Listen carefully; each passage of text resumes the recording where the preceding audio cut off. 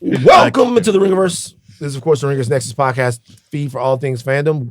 We are Steve, the architect, Ahlman, the builder and tinker of things. Jomi, the explainer, Adeniran. You've got questions, he's got answers. Old man Van, he of the receding resurgent hairline coat, baby Chuck, 24 karat closer. We are the Midnight Boys. We'll be right back after this.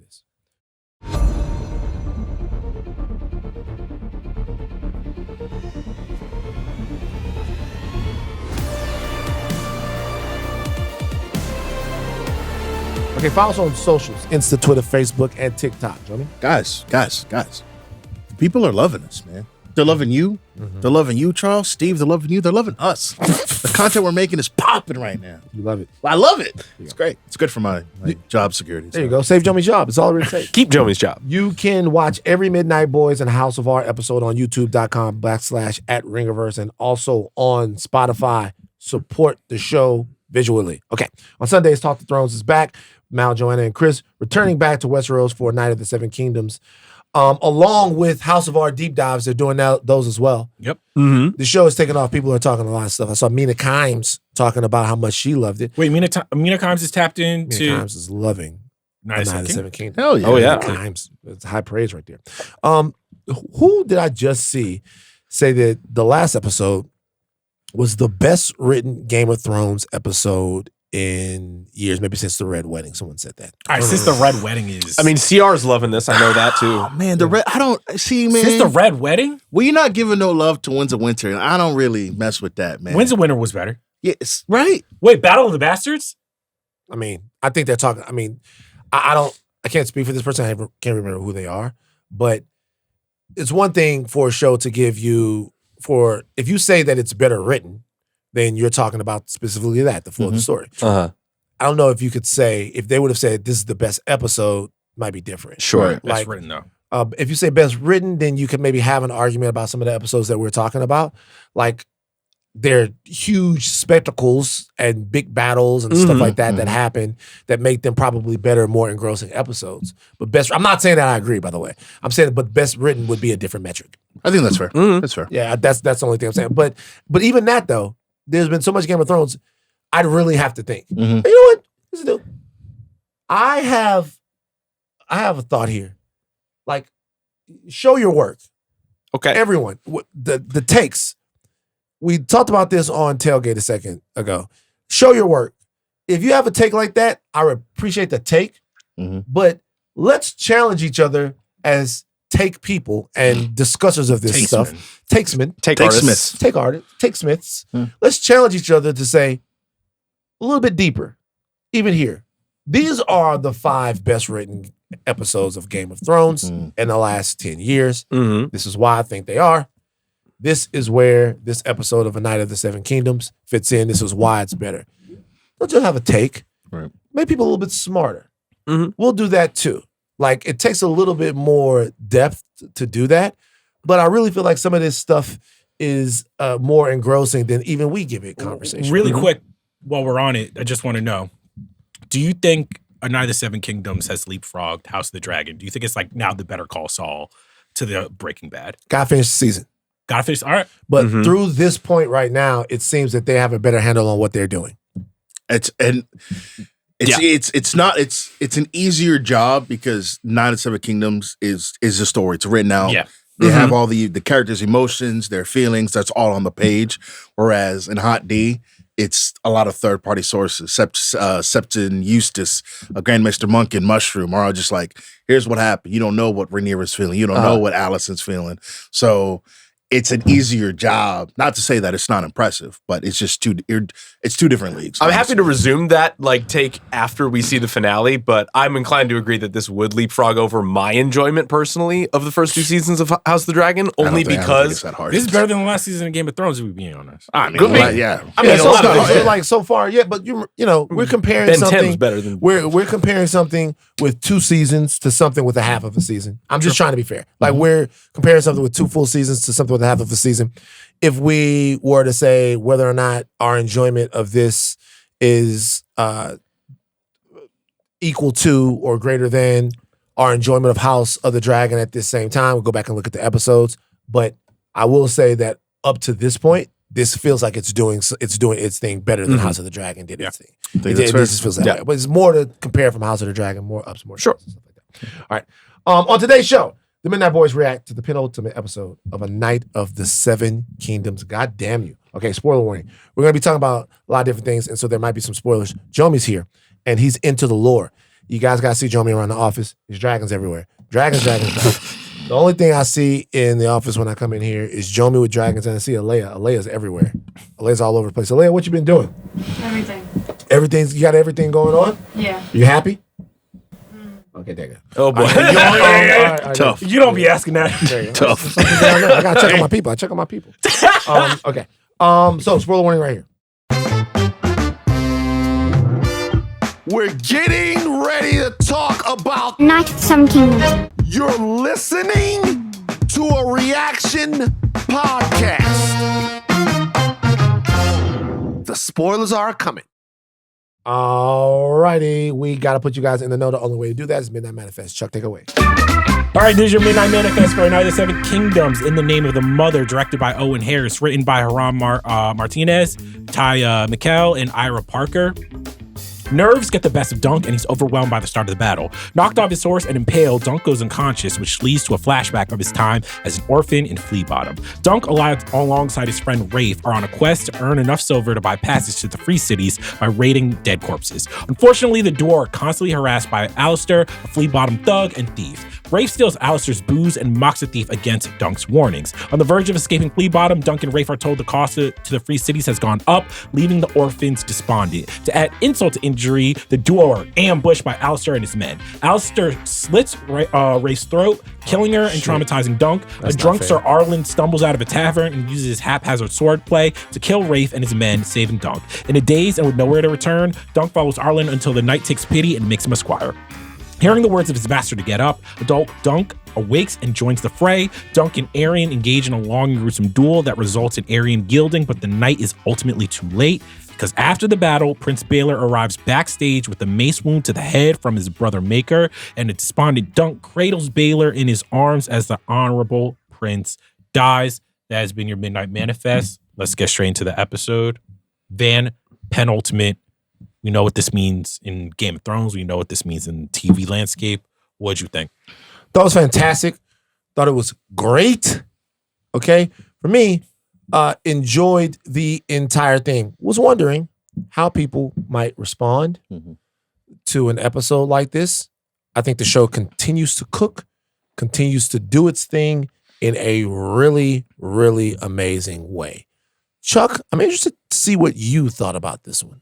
So, like the episode, did not love the episode. I thought it was a bold choice to basically start, because they start the episode and when it's like the POV shot and like Egg is telling him, go. I was like, all right, we there. And then boom, to the flashback. Take us out of the story. It was tough. And that's Yeah. not saying that the flashback was bad. I actually enjoyed the flashback quite a bit. Right. Yeah. I just thought, I was like, I don't know if this was placed well, because then once we get back to the present timeline, I'm like, all right, this is what I've been waiting for. This was actually my biggest fear coming into this episode, because it's kind of easy to call where we've been here before, where there's about to be a big rising action in our story, a massive either action scene or like a culmination of everything that's going to physically happen, and then it's cut short by a massive flashback. And it's usually in the beginning of an episode, and it takes place throughout the majority of that episode. And it happened, and I immediately was bristling against it and did not like it. Or at least didn't like the choice. And within 5 minutes, I actually understood why this needed to be here. And it completely washes all of the problems that I had with it away. I think that this was actually perfectly placed and perfectly executed for where in the story it needed to be, because of a couple of narrative framings around what the rising action for Dunk and his origin that actually isn't an origin in this episode, and why it's important, because it's only half of this episode. And then the other half is that action and is exactly informing the direct consequences of what happens in the battle. Not even just because of the entire season ahead of it, but a little tiny sliver of his life right before. And it's beautiful. Yeah, it's definitely a bold choice to put a flashback, like an extended flashback right before like the climax of your story, like the big action. But I think it worked. It definitely worked for me because this is something we talked about after we watched the episode, which was it was important to know why Dunk went and found Sir Arlen or why they're together in the first place. Yeah, right. Like I think we needed to see that before that fight. And so literally they're about to start. There's really no other time to do it than right now. Let's have it out. Let's see it. And shout out to my guy Sir Arlen, man, because he put them boys down with some real justice, man. He was locked in. We've been talking about lightsabers for a while, and I was just like, is Sir Arlen's form like drunken style? Like he just like fucking swinging that shit. And that's the thing. I'm thinking like he not even in his right mind. No. Imagine him in his prime. You know what I mean? What he kind of reminded me of? You know that movie Nobody? Yeah. You know how he fights in Nobody, like Bob Odenkirk? Mm-hmm. Oh, he doesn't fight with like a ton of precision, but he has this focused, well-trained rage that allows him to like overwhelm other people. He takes a shot, he gives a couple of shots. He's trained, but it's not like John Wick the whole nine. But when he was getting busy, it was very heroic. It was a very heroic scene. It was a scene that you could argue could have come earlier in the season, but I tend to agree with Steve. I think that we could not get out of this season of television without understanding what set Dunk on his path, and you couldn't do it in the finale. And so you had to do it in the penultimate. You had to do it right here, and I think it worked. Yeah. Is there any part of this? Because I was wondering, the show living within the constraints of its budget and how small it was, because I was just like, oh, this is also a choice. So it's like, instead of having a 30-minute battle like we would normally in Game of Thrones, it's like, we're going to keep it very character focused. And then on the back half, we're going to have like 10, 15. It's funny. I think this was them stretching the show. This was them stepping on it a little bit. Really? The battle itself was... So normally in Game of Thrones, when we talk about these things, the show's long enough to where those battles can like almost be 30 minutes on their own. Yeah. They're almost movies. And we kind of, at least I walked into this episode assuming that like, oh wow, we're going to get like a 30-minute right. But fight scene. You can't do that because that then would be one episode of television. So a way to stretch the action over 2 episodes is to bottleneck the action in one episode and give you some at the top and then some at the back and give you the flashbacks in the middle. And then the last one, you can see the way the resolution, the resolution and all that stuff like that. So this was to me stretching it a little bit because they couldn't have just one complete, or they couldn't have as much of that as we've gotten in past shows. Right. Yeah. Well, they did stretch it because this story is not in the book. Right? Yeah, that's what I'm saying. It's like Dunk has a friend named Rafe that lives in that they live in Flea Bottom, but like this specific like set of actions does not happen in the book. No. Okay. So yeah, and is Sir Arlen's characterization in the book the same? Like, is he a drunk and kind of just like a just like he it's kind of the same thing with him like not being knighted.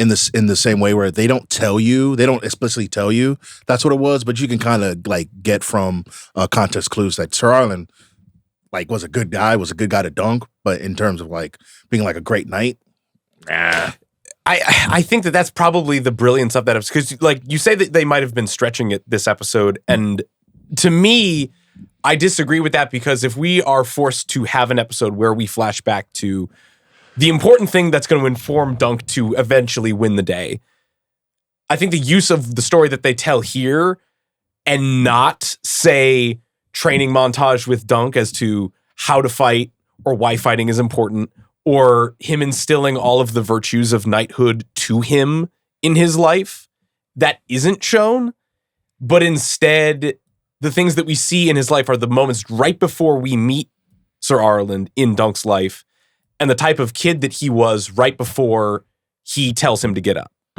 And that like parallel low point in his life where he is knocked unconscious in this battle as a grown man and as a knight, and it ends that flashback with him telling him to just get up, because that's how their interaction starts. That's all that he needs to be taught, is just how to get up.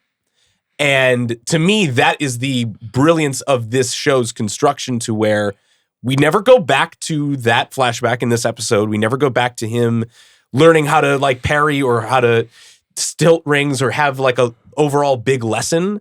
It's really just this wounded puppy of a child had followed somebody that loved him and followed someone that saved him. And then the second that he gets up, you are at the best point of his life. I think it is a training montage, though. It certainly is. But like the question is not about whether or not stories do things. An exposition dump isn't the problem. The problem, and I'm not talking about this as being an exposition dump. The problem is whether or not it's done well. Yeah. How do you do it, right? So like the clean slate exposition dump, terrible. Right, sure. Like terrible. But that being sort of this intellectual MacGuffin in the movie, you have to explain it. So the question is, how do you explain it? Do you explain it was by someone just saying it like that, like, oh my God, like, I'm Batman.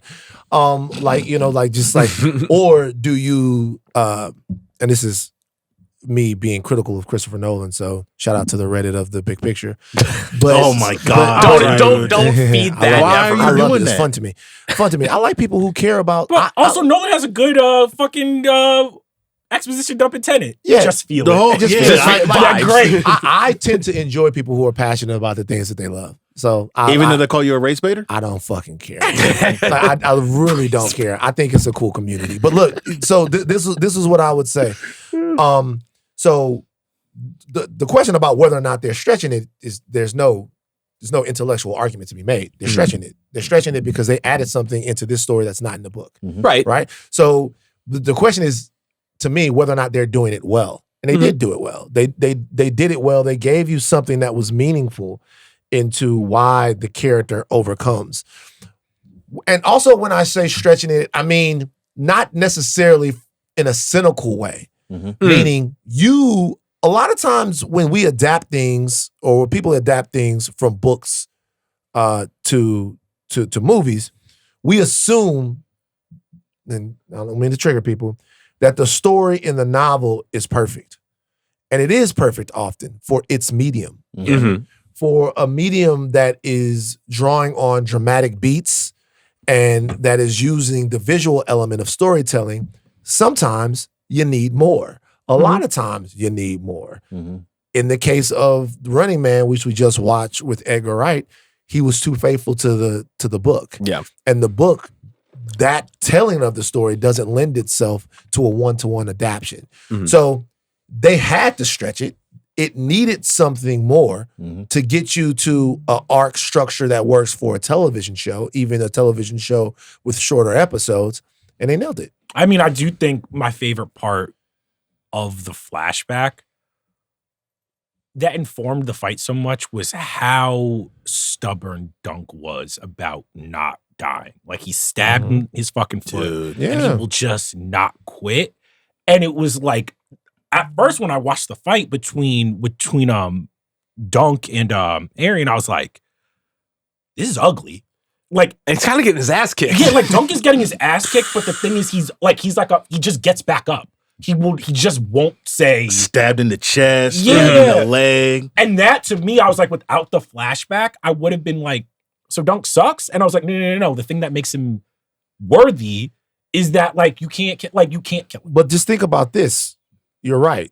Think about this. This entire time, he was going to be risking his life to do this. Yeah. This whole time. Dunk has been sort of flippant with his own existence. He has put everything about him on the line in order to achieve and get what he wants. Like, he's done that. Like, even in this situation, this fight is going to be, for some people, obviously we see it, to the death. Yeah. There are going to be some people who die in this. He is courageous as a knight, and so we assume that that's the reason why he never stops to really make that calculus in his mind. But also, he's already risked his life just to be here. Yeah. Like, his entire place in this world started with him nearly dying to get the opportunity to become a knight, to get the opportunity to become a squire. Yeah. So he is certainly willing, based upon what we've seen in him in this episode, to put it all on the line to be a knight. Was there anything in the one thing in the flashback that reminded me of Game of Thrones in kind of the worst way?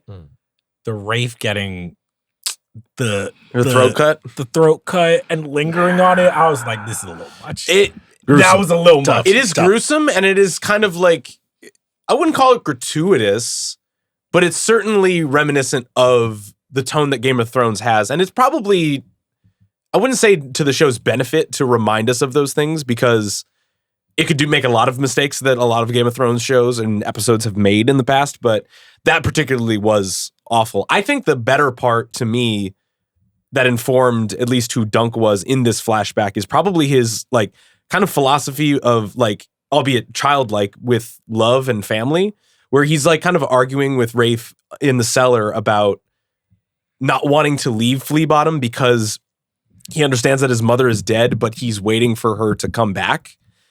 And he's hinting at this idea of like, well, what if my mom's just trying to get out of the place that she is, like I am, and if I'm not here, she won't be there. And like, it's kind of dumb, but it's also a little profound about how we just stay in the places that are the worst parts of ourselves, and how every time that he is taken out of them, it's by people that save him or push him along. And now he has to do this himself. I think that's a good point. I think in terms of like the Game of Thrones, the nihilism or the cynicism of the story, I don't think it's necessarily Rafe getting her throat cut. I think it's Dunk in that same scene looks at her and goes, what if this is the best that there is? Yeah. And it's like, dang, bro, you living in a cellar, you eating rats, you ain't got two coppers to rub together. But he's afraid of that. He's afraid of that possibility of it being worse. Maybe this is what it looked like. And it's like, yo, like this, and maybe it's just like this story, but of all the Game of Thrones stories that we've seen thus far, this one, like as brutal as it is, seeing Dunk and Egg happy together, doing their thing, has brought like smiles to our faces, right? We're watching, we go, we love these two characters. We want to see the best for them. We know it's still the Game of Thrones world, but it's still happy. It's uplifting. You watch Game of Thrones, you watch House of the Dragon, there's none of that. I mean, Dunk did almost kill that man. Like, I was like, God damn, Dunk. I mean, it was a mercy killing, but I was still like, yeah, Dunk. So a couple of things. Number one, at least this season of the show to me is about our initiation into this world through the character of Dunk. Dunk learns everything the hard way. Everything. Like everything the hard way. Every single thought he's had in his mind, he's unlearned it. And he's unlearned it at trial by fire. Like every single thing. Trial by 7? Trial by fire, trial by 7. Every single thing that he's done, he's going to earn his knighthood like the hard way. And earning his knighthood the hard way is fighting in the trial by 7 against the most powerful family in all of Westeros. And if he survives, he's a knight. Nobody gets their knighthood that way normally, not by fighting the actual crown. Like it doesn't happen that way. So in this situation, he thought that he never wanted to leave and this could be the best, but he was wrong. Like, or he was wrong. He was wrong. He wasn't as safe as he thought he was. At any time he could be taken advantage of. The only thing that was going to make him strong was to actually be strong. So he had to put something on the line to go get that. And that's why he fought so hard to be a squire. Also, I want you guys to notice something about the show. We are squarely in Game of Thrones land now. Yeah. Like they made a hard pivot. So like there are moments of levity in these last couple of episodes, you know, the guy farting in the thing and all this. But right now, they did something. We're back. we're back. There's brutality in this that we didn't see before. In this, there are stakes, there's wars, there's the same struggle versus the Targaryen. There's legitimately, this is kind of a combination of the shows that we've seen before. There's struggle against the Targaryens. There's a Targaryen civil war that's actually happening. There's a little House of the Dragon in there between like Baelor and his brothers and everything that's going on. There's mysticism, talk of all of that stuff. We're back. The first couple of episodes that we were watching, we were in a new place. And when we formed that world around it, even when you heard the theme come in, that was to announce that Baelor was coming in, like in the last episode, that Baelor was coming in to save the day. But it was also the theme song introducing you back into the world that you know. So so we're here now. It's interesting to see how far they're taking. So when she gets her throat cut, that actually made sense to me. Like the brutality and the familiarity of it made sense to me because we're back in the same world we kind of grew up in, the same world we always knew. Why do you think, not to compare this show to like House of the Dragon or Game of Thrones, but my hot take would be, to me, this is the most interesting the Targaryens have been on screen, at least through all these 3 shows. I don't know what it is about this family, but their struggle is just more like I can sink my teeth into. Whereas with like House of the Dragon, I'm like, what are they really fighting for? Was there a moment in this episode that you're just like, wow, like this is like, is it because we're seeing them in the wake, like in the eyes of the small folk? Yeah, I think because there are no dragons, you have a lot more philosophical, you can get into a lot of philosophical things about what does it mean to be a Targaryen? Like, are these motherfuckers really crazy? Like, I think even just Egg being like, can Egg rise above this? Yeah. That is something that you can have so many seasons where you're like, now I'm interested in Dunk, but I'm like, okay, how does Egg outrun his destiny? You know, because in the previous, I think it was 2 episodes ago, the fortune teller is basically like, you're going to be a monster. Yeah. And I'm like, that to me is just like, I don't know why I'm connecting with this version of the Targaryens. And it's probably because this is when they have no power. I think the thing that makes it the most interesting is the Fossilway line in episode 3 when he's like, these guys are incestuous aliens, Duncan. Yeah. These like, and then what? I think it's the last episode where it's like, the dragons. Where are the dragons? Right? To your point, they have all the power, but they don't have any like real power, right? In terms of back in the day, if you mess with a Targaryen, boom, I'm gonna just send my dragon on you. I'm gonna burn your house down. It's really over. That's the end of the story. And no one can do anything about it. Nobody can do anything about it. I think it's interesting when all these people, they're in a place where like revolt can happen at any time. They are still, it's fresh in their mind. I think also they're demystified. Yeah. Like in when we first meet them, there's all of this talk about who they were, who they are. You know, we see Dany get in the hot water, she don't get burned. Are these people like something special, something different? Yeah. Then we watch Dany grow up and she goes through a lot. She finds this sort of nobility, this righteous sinner, and we go, oh, maybe they are fit to rule. Maybe they should rule. She's like Neo. She's the chosen one. The dragons come back. Everything surrounding her is like mystical and mysterious. And then when we get the version of the Targaryens we get in House of the Dragon, well, this is them at their peak. Yep. They're riding on the backs of their nuclear weapons, right? This fight is for power of a dynasty. This is a dynastic war. All it is. This is them just trying to fucking figure it out, really. In the mud. This is them, and almost everything that gets said kind of doesn't make any sense. When he says the dragon ought not lose, you don't kind of feel it. Like you feel like he's saying something that he heard somebody else say. Yeah. Right? And so like you don't really, you kind of don't believe it. He looks kind of petulant. Baelor looks like the only person, well, he looks like he's dealing with the realities around him, which is that he is going to be king.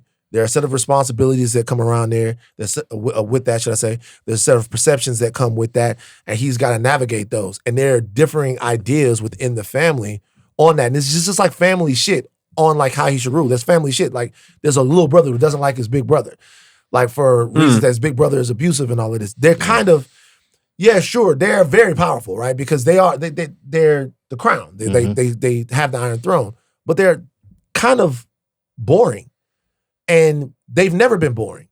They're the decisions that are being made here. Every Targaryen is being second guessed by another Targaryen. They're being talked about, just like they're being gossiped about the whole nine. And when the gossip is coming, it's not coming like, oh my God, these people are an existential threat to the entire kingdom. It's like, you know, we don't like these people. We've never fucked with them. It's time for their rule to end. And then we kind of watch them the way that it is. They don't seem. They're highborn, but they don't seem any different than anybody else. Right. Like they're just a part of this world. And the dragons used to like cover that, but now you don't have your nukes.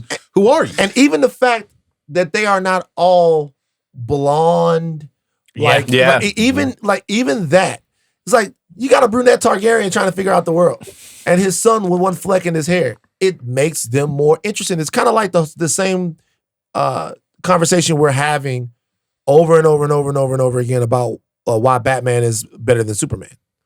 because it's hard to write a god, it's easy to write a man. Yeah. So in this situation, they seem to have more dimensions to them because you're wondering whether or not they're going to win or lose. I mean, to me, it's interesting that the Civil War of the Trial of Seven, to me, is more interesting than the actual Civil War that we've seen. Because to your point, it's just so small and it's almost so petty. You are like, the crown should be above this. Why is this even happening? But also, it's kind of the most important thing that they could argue about because it's at the apex of what is right and what is wrong. And it's on a smaller scale because it's only 7-on-7, but like that crowd that's watching them may as well be all of Westeros because they're just fighting for those things. Did you wish that you could have seen the other 7 getting busy? Or do you think it was a good choice to like keep it? I think it's a good choice. It's a great choice to only focus on Dunk. A, saves you a lot of money in the fight scene. 2, it's really all that matters. And we never leave Dunk's side in that fight. We're inside of his helmet for the most of that fight. Do we ever? Because there's a point where he's like turning when he like beats Arryn and he's like, oh. Yeah. It's almost too, like, we gotta stop this. And I was wondering, I didn't get a chance to like freeze frame it. Do we ever see Baelor? Yeah. There's like half of a second where like he hits somebody else and then like it bumps across Dunk. Yeah. And then that's all that you see of him. And there's also when he's giving Arryn the business and Maekar goes to like stop it and this Kingsguard holds him back to protect him. I think it's a very smart choice to just see Dunk and Arryn because that's really what it's all about at the end of the day. Did Dunk take Arryn's nuts? I thought he nicked his femoral artery. He nicked him in the little. Oh, because I was about to be like, damn. He can't take his man. That shit was close. Yeah, he would not be getting up. He would not be doing it. Arryn, it's over. The reveal at the end with poor Baelor, how did it hit for y'all? Oh my God. Crazy. Well, here's the thing. I had a feeling in last episode, I'm like, I know Game of Thrones. And I got through the whole episode, and when he walks in super confidently, I'm like, something's not right. Yeah, and he's talking a little slower and a little slower. I was like, turn around, motherfucker. It's just such a galling depiction of the world. It sucks. It's just such a galling depiction of the world. And the crazy part is too, I know it's coming. I've read the book. I know what's supposed to happen. In that moment, I go, "Oh, look at that's okay. Good, hey, good for him." Because there's no heroes again. That's when I'm just like, when a motherfucker's feeling like Superman, I'm like, and he takes the helm off, and again, knowing what happens, it still hurts. Nah, when Dunk was holding him, I was like, Get up. My man can't like Simba? fucking win. Wake up. That's the theme. That's the theme of the episode. Get up. God, honestly, only losing 3 people ain't bad. Beastbury. Shout out Beastbury. You had the best armor, man. I fuck with that. He did what he had to do, man. Shout out. He completed the team. Who knows? He didn't say no words. Honestly, but he's out of there. Dunk's armor was not doing much. I was like, he was getting pieced He was getting. But look, I will say, just from a technical standpoint, the action scenes in the show, you always wonder how they were going to pull it off. Yeah, how they were going to come to them, what they were going to be like. It's Game of Thrones combat is very, very important when you're getting into some of the resolutions of these plot points. They did a fantastic job. Yeah. It was very intense. Wait, I wanted to ask y'all, how did you feel about, because in Game of Thrones, I feel like we're watching motherfuckers who are just so good with the sword. Yeah. You know, like we got Rob and Ned and Jamie Beric Dondarrion. and John and all these motherfuckers. Like they swinging the sword so well. There was like, Arryn to me was like, he was better than Dunk with a sword. He had a couple moves that were pretty good. He had a couple moves, but he wasn't like getting busy like they was getting busy on Game of Thrones. I think that's part of the choreography. I think honestly, the lights was too bright for the boy.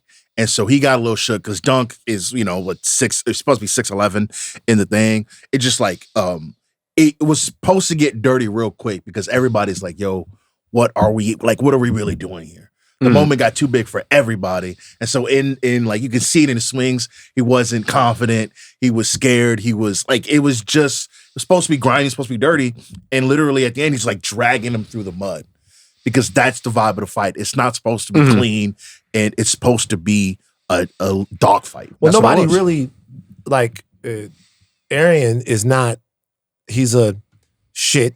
He's not a fine knight. He's not a swordsman. But he's been trained. He's been trained, but there's nothing special about him. interesting thing about him being trained. So he's been trained a lot, right? But when you look at the way that he fights, he doesn't push himself. Yeah. So like you guys have heard of the theory of evil marksmanship, right? Yeah. Yeah. So like why the bad The guys stormtroopers always miss. like why the bad guys always miss. Yeah. That's supposed to be a commentary on the amount of what they're made of. Yeah. They didn't spend time learning how to shoot like the good guys did. The good guys have this purity that makes them go the extra mile. They put their all into their craft. They really want it bad. Like you watch Django learn to shoot and all that shit like that.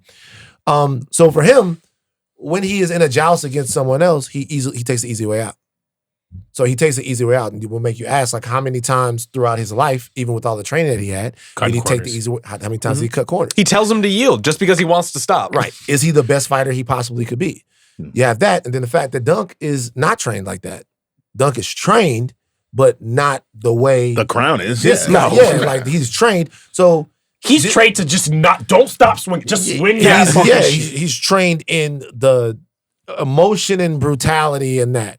Do you think part of that is him growing up in Flea Bottom, where it's like he's known desperation, mud, blood, fighting? Because he does get trained by Sir Arlen, but like he's seen warfare. He's seen people get fucked up in a way I'm like, how much bloodshed and carnage has... Well, Dunk is just accessing who he really is. Yeah. Yeah. And so, like, that's who he actually is. He's fighting for what he believes to be a real truth. There's a cause.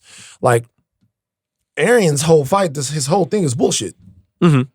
So, like, Dunk's, he's fighting for something, really his existence.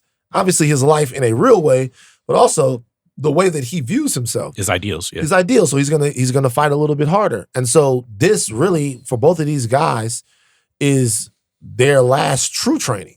This is kind of how they find out who they are. And then we learn who they are. One guy is a knight and the other guy is a sniveling prince. It is crazy though, whereas like if I'm Aryan, I would be looking like Egg, like, hey yo, shut up. Yeah, why fuck? I'm like, shut up. And when that other lady's like, go. Kill him. He was man. Shout out Egg, man. He was out there like, yo, let's lock in. Yeah. Kill him. Yeah, Egg. Arian really did something. Arian was going crazy on Egg, man. Egg hate his brother, bro. Yeah. This is like some Oasis shit. Like, it's like They are not coming back for the tour. they figured it out, didn't they? Oasis? No.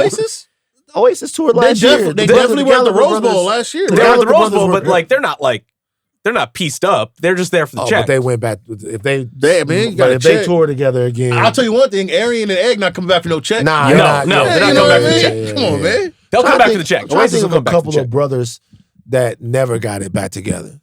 Who are the biggest beefing brothers in entertainment history? Beefing brothers. Beefing brothers. So you got the Gallaghers from Oasis, right? Think of other family I can't think of members. brothers. I can't think of like Jermaine and Michael beef for a second. Remember Jermaine Jackson made that diss track against Michael Jackson? I mean, you can hear like Jeannie and Jim. Jeannie and Jim? Yeah. Jeannie and Jim, that's a good This beef. is not Beefing siblings. This isn't brothers, but Migos broke my heart. That's tough. They broke up. Yeah. That's family. That's tough. That's family. That counts. That's family. The beefing families in entertainment. I'm trying to think. Merton dog. Anybody like that, when daddy got a lot of money, they're going to start beefing. They're going to start beefing, yeah. Whatchamacallit, Paramount? The Ellisons? I don't know, but I don't think Annapurna, that lady don't like the brother. I don't know. Man, there might seem to be like, damn. That's crazy. She worked so hard to get to where she's How many Oscars did she have? She was born. Yeah. Safdie's broke up. Safdie's. All right, that's one. It's a lot going on. That's a big one. That's a a big big one one. over there. There's a lot going on there. Yeah. If you've read. I don't know what happened. You ain't read it? No. Oh. All right, well, we can something cut this. on Why would good y'all time. No. No. Let it. Okay. Well, okay. Has this been reported on? Yes. We talking about it. Allegedly, on the set of Good Time, have you seen it? There was that scene where it's like the teenage girl having sex or whatever. Allegedly, they did not know that she was actually. Josh knew that she was under. Benny did not.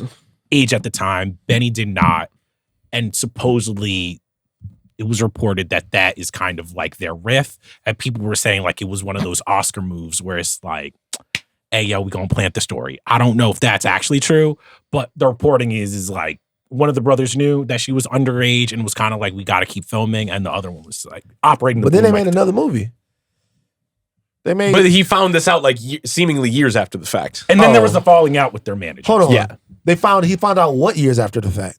About that actor, from what I read. So then, if that's the case, then neither one of them knew at the time that it happened. Oh no, he found out later that his brother knew. Yes. Yeah. Okay, so he didn't know, and he found out later that his brother actually knew. That is the reporting. Yeah. That's what they say. Mm-hmm. That's tough. That is tough. That's a tough one right there.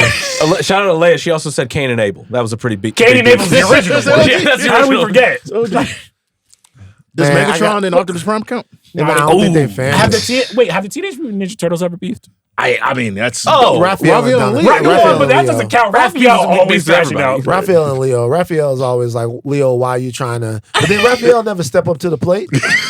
Yeah, that's true. He backs down. Yeah, all he do is like criticize Leo because Leo want to be a leader. Step up to the plate and be a leader then. Yeah. Take over the Turtles and then lead them on something. Leo got some Cyclops versus Wolverine. Once again, Wolverine. I fuck with you, Wolverine. You're my guy. You don't like the way Cyclops is? Cool. Run the danger room training. Don't talk about it. Be about it. Step up Like, then. Whoa, Run the we're in danger room comics? training. You want to know? I don't know if y'all ever read this comic. In the Bat Family, Damian Wayne fucked Tim Drake up. Yeah, he beat him up. Beat I mean, the yeah. shit out of him. He's Damon's like, a savage. yeah, he was like, boy, I mean, come on. that's I'm nuts. fucking Robin now. Yeah, but I mean, even with that though, you was cool. I'm looking at that. If I'm Damian Wayne, the first thing I would have done was clean house. Wait, everybody's getting traded. I'm Everybody's getting getting rid traded. of everyone. Dick Grayson? Well, I'm saying, yeah. Well, Dick, I would get rid of Dick. You can't get rid of Red Hood. He's the only one who stays. Damian Wayne is fucking Red Hood. Dick is different because No, but he using guns, though. Dick stays. Dick is well, no, he wouldn't. He absolutely. But Dick is different just because Oh, wait, sorry. I was mistaken. like he really took a liking to Damien and tried to help Damien. Yeah. and stuff like that. Right, Big right, bro, right. the whole nine. But look, if I come in and I'm his actual kid, Yeah. when y'all come back to Wayne Manor, it's gonna be some the bad. hierarchy just changed. Yeah. It's gonna be The like, hierarchy hey, of man, the DC look, universe hey, I'm changed. gonna be bro. real with y'all. Like, so he was looking for sons and daughters and shit like that because he didn't have none. But guess what? Turned out he was wrong. Mm-hmm. Might be time to get the fuck out. So you say Damien's just changing all the locks in Wayne Manor. He's like, Especially on Tim Drake. Yeah. I like Yeah. Tim Drake. Tim I Drake like- he's a great Robin. but he's like, hey, yo, you 18, time to get out the fuck Tim out. Drake fuck for outta show here. getting cut. Nightwing for show getting cut. Barbara can I stay. think he would keep Red Hood only because Red Hood be using them guns. Red Hood do want to kill folks, and Damian Wayne kind of like in the what's it called the Shadow whatever the Russell Gold School. Oh, where right. he be killing villains, and they can see eye to eye. I feel like He cock blocking his dad with Catwoman? easily. Oh, Oh, absolutely. yeah. Who, Damien? Yeah. Nah, man. Yeah, No, He absolutely is like, no. It's like my mom or nobody else. remember what? I forget what movie it was. Oh, you trying to like, yeah. Smash anybody that's not hold on real mom? quick, Nope. hold on real quick. Hold on. Hello? Hi, Instacart. Instacart. Yeah, This can you guy's bring it not to serious. the can you just leave it He's not for real. at the Spotify lobby? Instacart? Are you On the serious? You got the bananas You know from where the you at? commercial? For the You know where it's at? commercial? Okay. Just leave it on one of the benches. Ain't nobody gonna take it. Scott, you're not real. I'm serious. This is Like not- leave it on one of those benches right there in the middle. Nobody gonna take it. I'll go get it. All right, I appreciate you. Stay up. Stay. Tell the Instacart driver to stay up. Okay. League You of want to go Shadows. get your Instacart? You want to go get your Instacart? Nah, we straight. No, get your Go Instacart. get No, your Instacart. somebody's gonna First take of it. all, take it. Somebody Take it. put it You're outside. wrong. Because they stole the burritos. Yeah, they absolutely Oh, will they take did. it. You should Yeah, go get get that it. right now. What you We'll be right back. Yeah.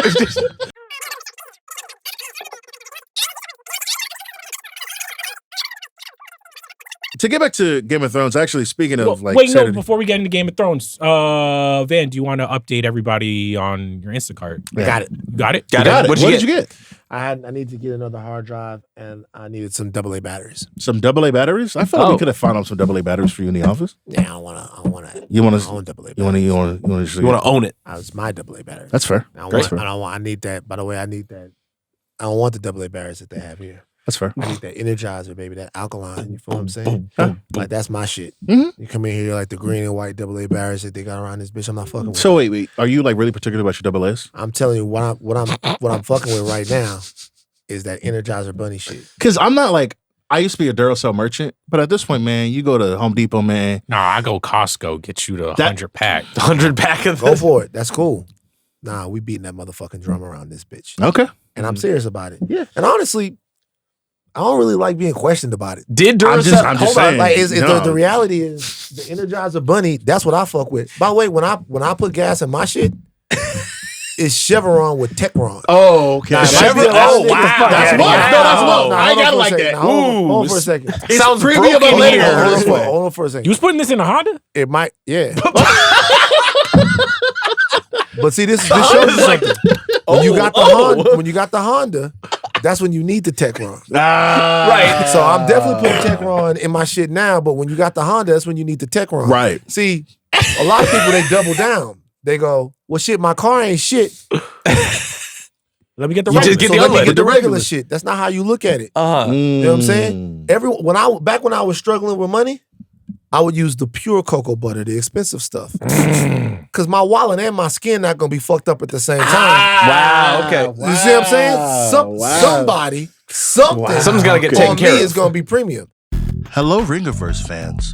I regret to inform you that due to the initiation of Deep Shadow Protocol, this bit had to be edited out of the pod. I know, I'm just as disappointed as you are. Thanks as always for listening, and the Midnight Boys, pew pew, we'll get back to you shortly. Coming back from Deep Shadow right now. No, Deep Shadow. That's Deep Coming Shadow. back from Yeah. Deep Shadow That's Deep right Shadow. now. All right. That's Deep Shadow. All right. That's Deep Shadow. Fuck that That's shit. absolutely No way. Deep Shadow. Get back.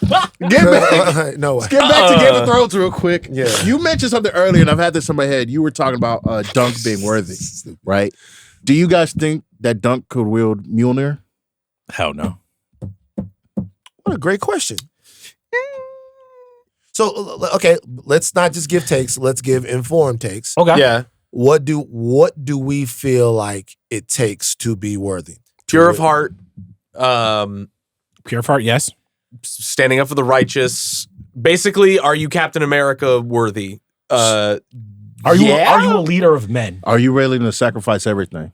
Right. I don't think a leader. I wouldn't say a leader. I mean, Captain Necessarily. America. I mean, Captain America is, but Sora's like, a prince. You gotta like. So here's my thing. I would say yes, because if Captain America can wield it, and he lied to Tony about Tony's parents getting That's killed by his after, though. homeboy. Mhm. That's after he couldn't wield it till after he can't clean it. No.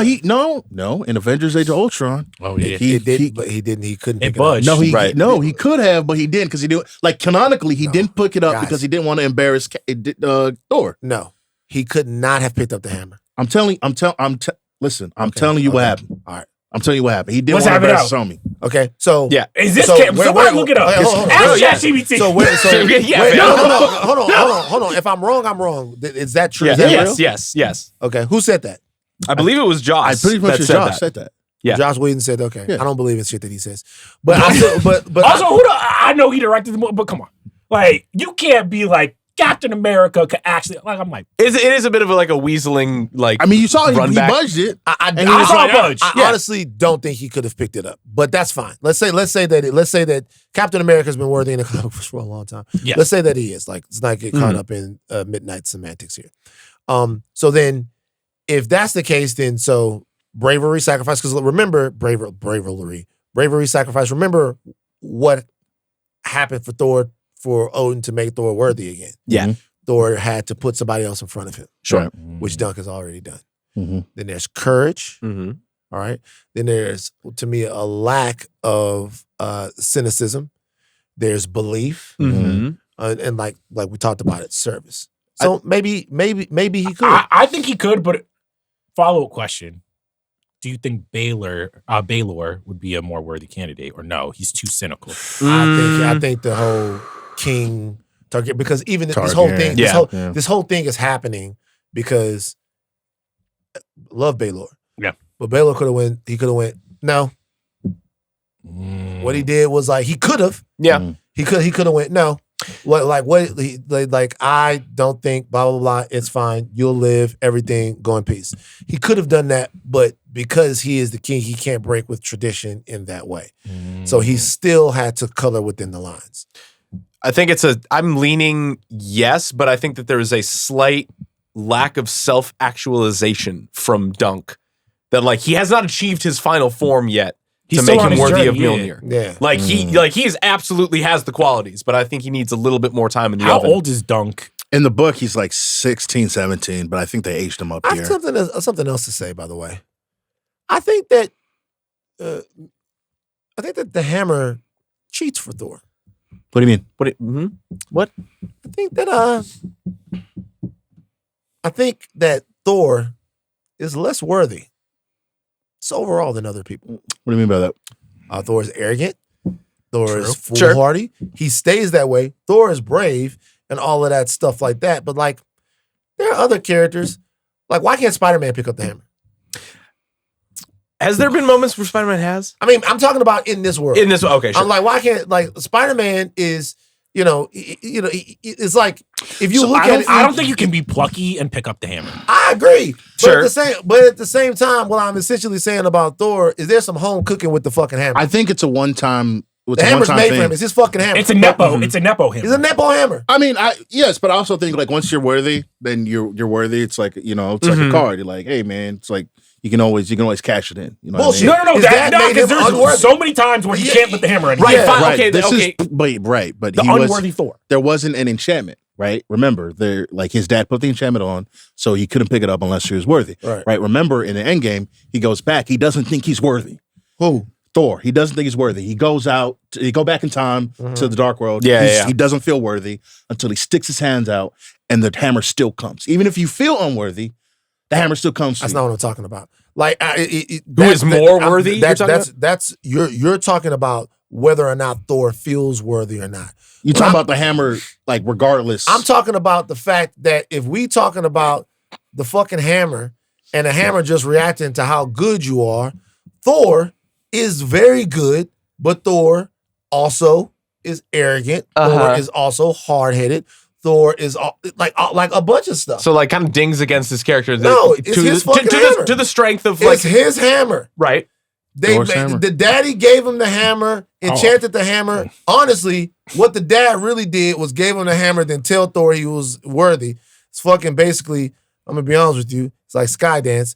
They gave him that hammer and told him he was worthy. And then when Dad get mad at Thor, he tell Thor, this is at least in the MCU, that you're not worthy no more. And then to your point, he takes the spell off the fucking hammer. He never takes a spell off the hammer. He fucking whispered to the fucking hammer. Are you nuts? What are you talking about? In the first movie, he whispered to the fucking hammer and was like, fuck you.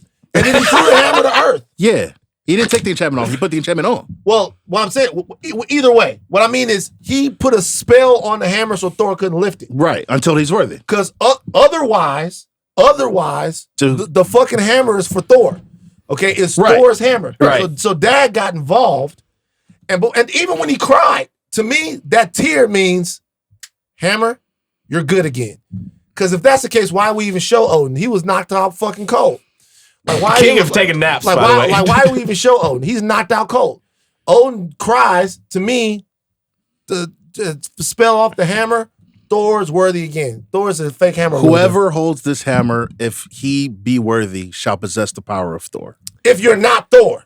If you're Thor, you have to barely be worthy. Like, if you're not Thor. Everybody else got to be great. But if you're Thor, you can fuck around a little. Well, bit. Thor got the genetics, so it's like it's his hammer. Right. The hammer's only getting him so far, but if you're like Spider-Man, you got electricity powers now. I understand what you're saying in the sense of like, you got to think of like, we don't let nobody touch this hammer. Pause.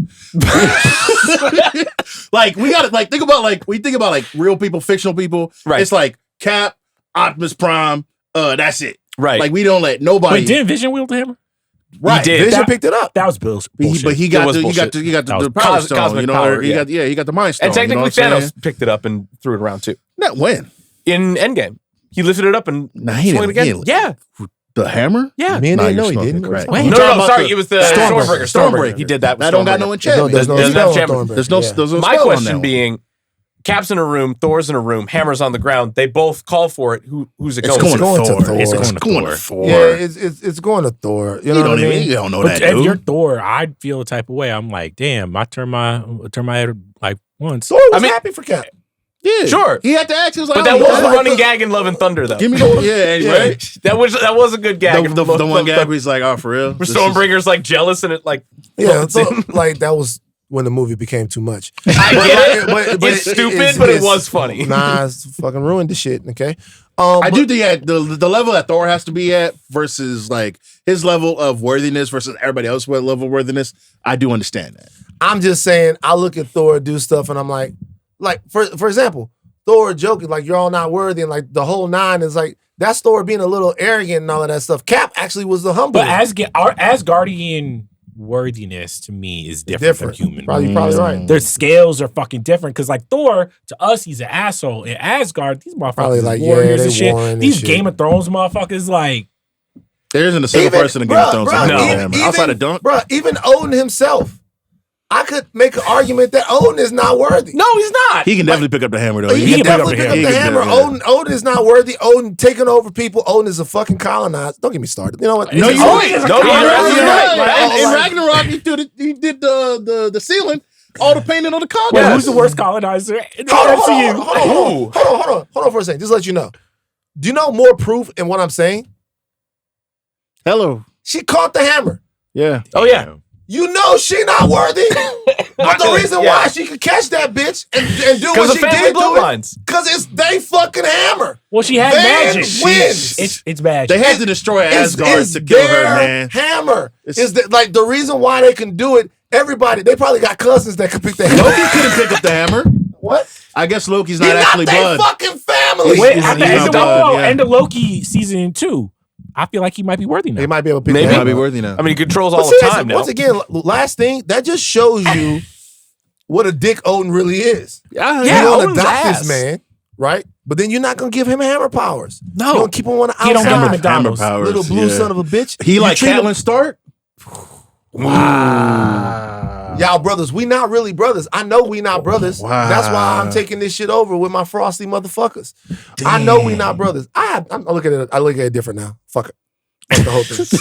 I look at the whole thing different. You can't watch Thor the same I'm no more? anti-Thor. Anti-Thor. Everything that I'm Team Hella. I look at the whole thing different now. They Whole thing look, different. man. She can wield the hammer because they need to destroy Asgard to even like. Because think it's her about being hammer. her. It was her hammer first. That's why it was her hammer first. She had the fucking hammer in her hand. But she wasn't worthy anymore by that time. She was fucking evil as fuck. Who knows? They was doing unworthy shit that whole time. What are we talking about? Okay, so okay. Penultimate is over. Stage is set. Everything's really happened, guys. Yeah. Mhm. Everything's really happened. Okay. So what would be, in you guys' opinion, appropriate wrap up of this story? We now have to set ourselves, we have to let the steam kind of come off of our story, but we have to also have to set ourselves forward. Where are we at? I mean, we got to deal with Baelor, right? If Baelor is dead, then what does that mean for everybody else? What does that mean for Arian? What does that mean for Maker? What does it mean for Maker's the Crown Darren? Prince. Right. But like, you think about it. You talked about like the Targaryen civil war within this thing. Like, does Arian take accountability, to take responsibility? Probably not. But I would like to see like what that means for the Targaryens going forward. Even though like their literal crown prince, the guy who was supposed to, the Prince of Dragonstone, who's gonna take the crown, died trying to save this hedge knight's life. This is where I think the show has the chance to like really level up. And by that, I mean, I don't think that it's Dunk's turn to save the day with like being the good guy and showing them their values of like, hey, don't still prosecute me. This was supposed to happen and all those things. But I think it's like the people that have been affected by Dunk, the like waves of support that he has from the people to be like, yes, he is free to be in his own charge, or should he be knighted by the Targaryens and be put in their charge, like what he would possibly hope, what we might all hope, to just be a knight and ride off into the sunset. But I think the main test is going to be, do Dunk's values and support are they reflected in the world outside of him? Yeah, Dunk is a knight now. Yes. And he is, at least in my opinion, the only knight that we've ever seen created in the history of Game of Thrones besides Bronn. Because Bronn is knighted by Tyrion. Am I right about this? By Jaime. Sorry. I thought you were saying Brienne. No, Bronn is knighted by Jaime to fight. Right. No. Or was he already a knight? You talking about Brienne of Tarth? Talking about Bronn. Bronn. Sorry. I don't. Was Bronn knighted for the purposes of being the champion of Tyrion, or was he a knight before then? I have no idea. Let's find out. Because he becomes Sir Bronn. Sir Bronn. The Battle of the Blackwater. He was knighted after the Battle of the Blackwater. Knight after Battle of Blackwater. So we saw him become a knight. But really, for our purposes, the guy who we see really achieve his knighthood and like almost define it in this world is Dunk. Hedge knights to men. Hedge knights to men. Dunk is the guy who the boy defines band in Westeros, Hedge Knights to Men. which is a fantastic. The question now will be, because we haven't talked about him a lot in this episode, has Egg earned his squireship? What happens with Egg? What happens with the family? How do the Targaryens, how do they reconcile the death of Baelor, if they do it at all? Like, how many pieces are left to be picked up?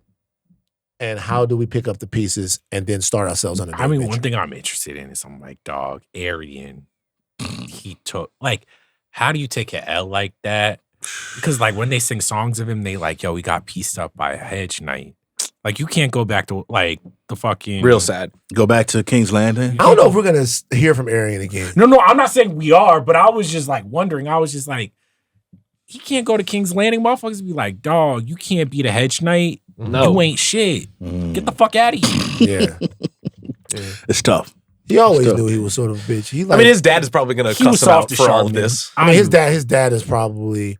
I wonder, like, Maker is one of the more interesting characters now because he will mourn his brother. Yes. Yeah. They didn't really...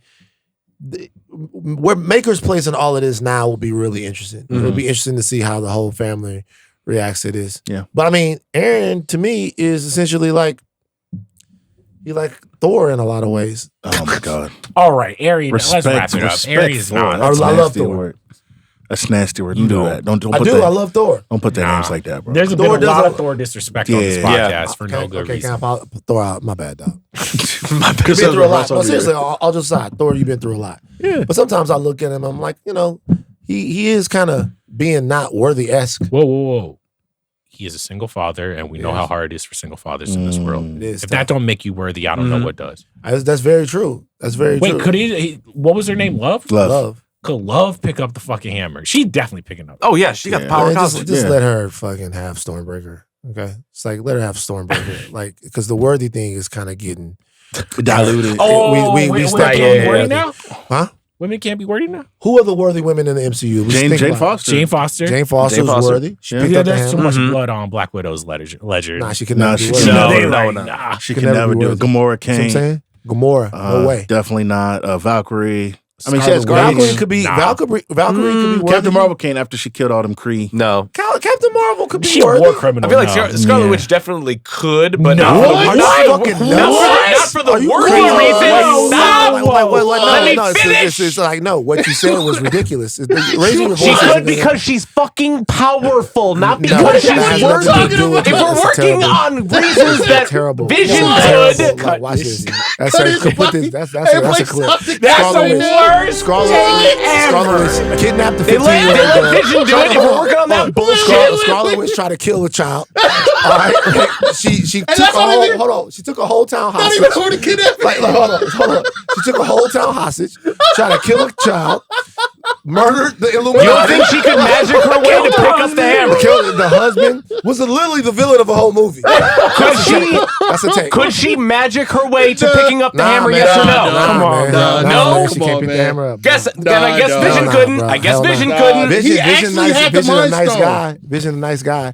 Vision and Night, that's different. Is he Vision- worthy? Is he Vision- worthy? Vision and Is he Night- worthy though? Apparently- Is he worthy? Apparently, see how you crashing out? Like you crashing out because you know you're wrong.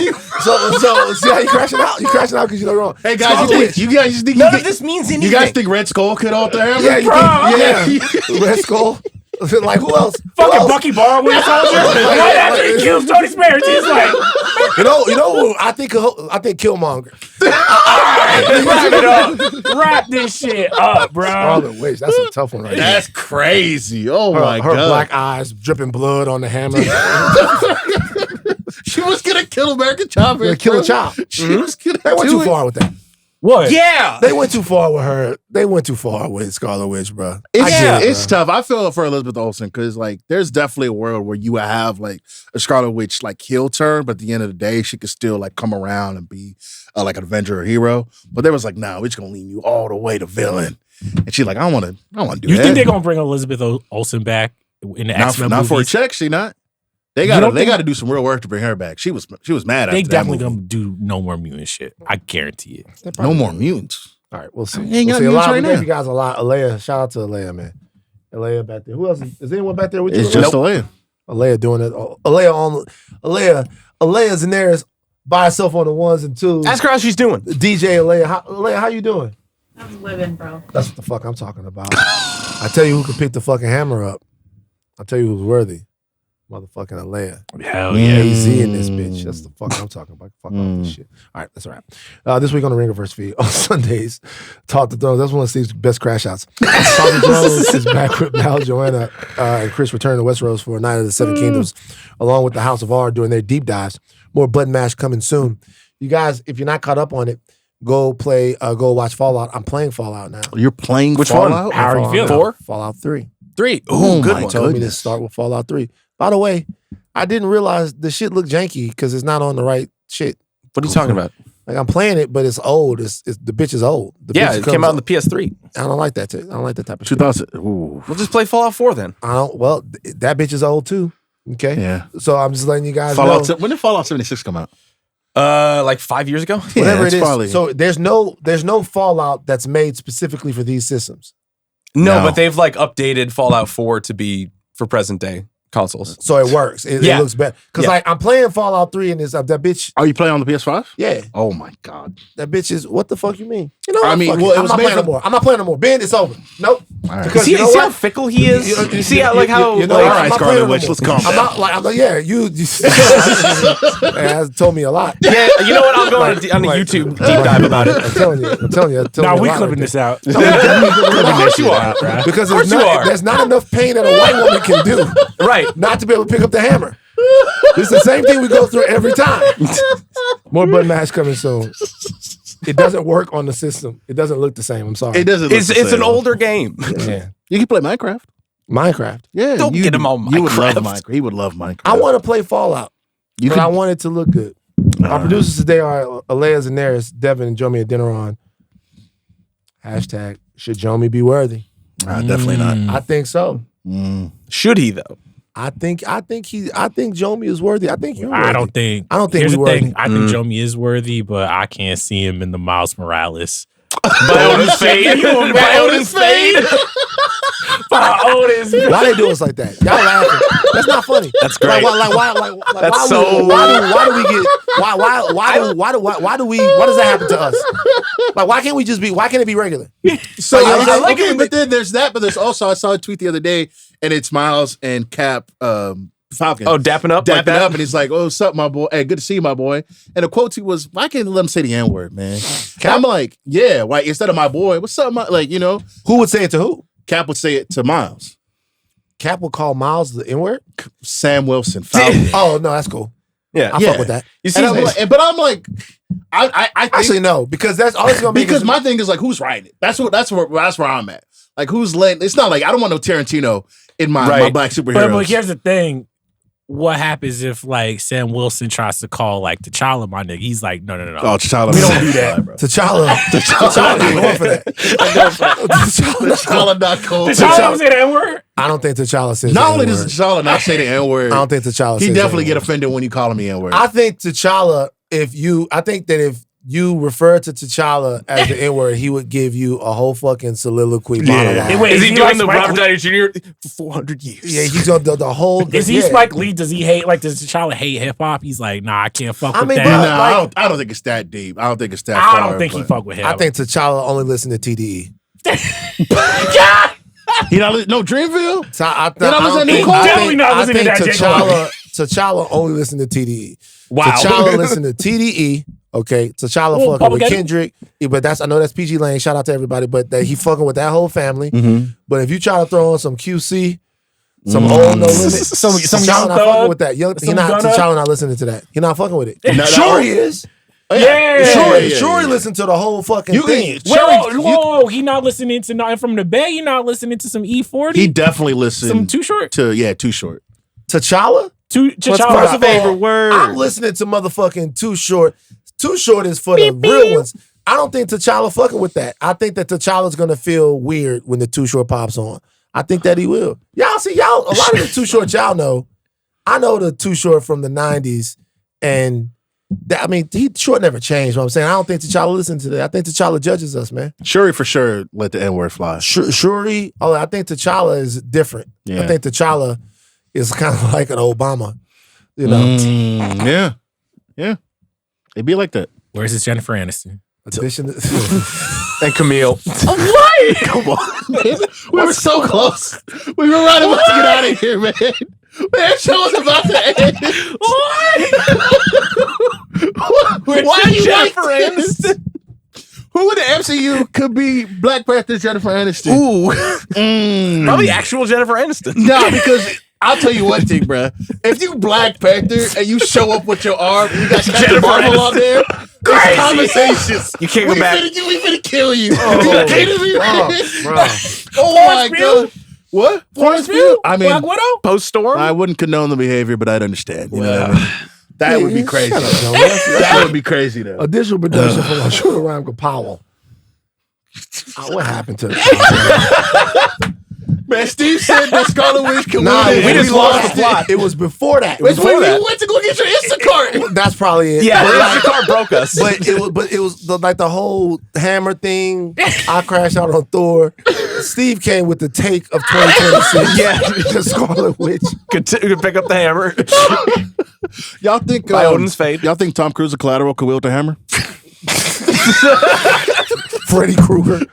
You think Haas from a Glorious Predator. You Bastards? think the Long Predator could do it? Chuck, take us out so we can end, bro. The fuck, bro. Aleya I'm is sorry, worthy. Aleya. Van is rich. And if Steve needs his hammer picked up, he's got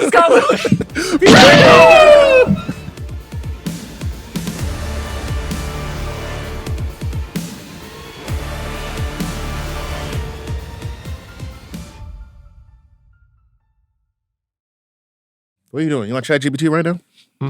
Why do you like ChatGPT? Why do you do this to me? What do you mean? Yes, this People is need to episode drink 5. water. You know what I'm saying?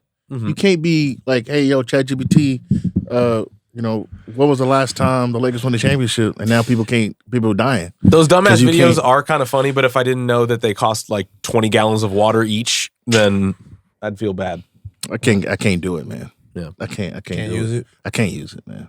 I can't use it. Even Gemini be pissing me off. When you Google something and the first thing is that like, oh, here's the I'm like, bro, give me to the But you sources, kind of use bro. it sometimes when you're in a Give rush. me to the sources, man. Yeah, I mean, yeah, if you're in a rush, but you just gotta hope and pray that that's accurate. Yeah. true. You just gotta like shoot from the hip, man. Hopefully that the AI ain't mess me up because now I you be look reading crazy. some of that shit. I'm like, this is wrong as fuck. Yeah. I'm like, this is wrong as I fuck. know that's wrong. It can't be. I'm gonna ask ChatGPT. Jomi says, Joey said, like, it's going to know who Jomi is. There's a family. Does There's a wait, does family in ChatGPT Memphis know right who the now. Midnight Boys are? yeah. Jomi says you use too much water. Based on, are you kidding me? I bet Van's ChatGPT knows exactly who all of us are. So it says There's a family in let's Memphis see who can't drink water because you just did that right now. Oh, Just pour this out. ChatGPT said, tell Jomi this. I do use water to wash my hands of bad takes. Efficiency isn't about volume, it's about results. Also, if I weren't worth it, he wouldn't be talking about me. Rent-free utilities included. If you want a cleaner version, a messier If you want a version, cleaner or a version. podcast ready Oh, clapback, man. say the word. Okay, so I think Chat BBT, how about this? I hope want you the messier die. version. this Really is quick, I like just want the this message. is like when you raise a child and they talk Golly. just like their parents. This is when ChatGPT is raised by Van Lathan. It says, tell Jomi I use water the way champions use Gatorade, excessively and with purpose. What? I'm not What worth it. does that Cool. even mean? I'm not worth it. Cool. Then stop checking the bill. Stop saying my name and stop enjoying the heat from the shower you didn't pay for. Even the If shower water didn't- usage is the line, that's crazy because the only thing I'm actually wasting is his time thinking about me. And if conservation is his cause, he should start by saving his breath. Fuck up, Jomi. Are y'all ready? Preservation is his cause. Start by saving your breath. God, I can't wait for it all to come down.